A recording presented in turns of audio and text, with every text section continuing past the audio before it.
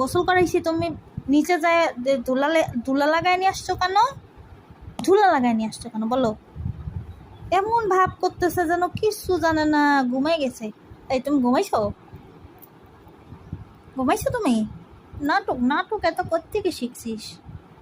দুষ্টু, মায়ের খাওয়ার ভয়ে ইয়া করতেছে, ঘুমের বান ধরছে।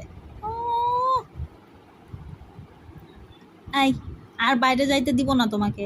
তুমি শুধু বাইরে যাই বালির মধ্যে গোড়েন দাও। তোমাকে কালকে গোসল করাইছি না? হ্যাঁ,